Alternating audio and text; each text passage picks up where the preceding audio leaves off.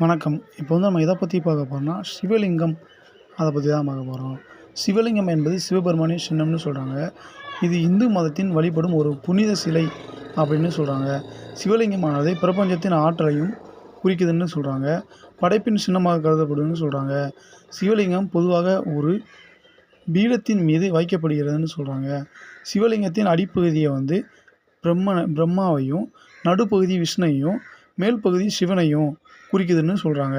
இந்த சிவலிங்கம் பார்த்திங்கன்னா இந்து மதத்தில் பல வடிவங்களாக வழிபடப்படுது. அந்த வடிவம் என்னென்னு பார்த்தீங்கன்னா, அண்டலிங்கம், பிண்டலிங்கம், சதாசிவலிங்கம், ஆத்மலிங்கம், ஞானலிங்கம், சிவலிங்கம் அப்படின்னு வழிபடப்படுது. இந்த சிவலிங்கத்தை வீட்டில் வச்சு வழிபடணும் அப்படின்னா சில விதிகள் இருக்குதுன்னு சொல்கிறாங்க. அவை என்னென்னு பார்த்தீங்கன்னா, லிங்கம் சிறியதாக இருக்க வேண்டும், சுத்தமான இடத்தில் வைக்கப்பட வேண்டும், தினமும் அபிஷேகம் செய்ய வேண்டும் என்பதாகும். இந்த சிவலிங்க வழிபாடு மருத்துவ சிகிச்சை மற்றும் தியானத்திற்கு பயன்படுத்தப்படுகிறது அப்படின்னு சொல்லிடுறாங்க. இப்போ நம்ம சிவலிங்கத்தை பற்றி பார்த்தோம். இது உங்களுக்கு பிடிச்சிருந்துச்சா என்னோடய சேனலை சப்ஸ்கிரைப் பண்ணுங்கள், லைக் பண்ணுங்கள், ஷேர் பண்ணுங்கள். அனைவருக்கும் நன்றி.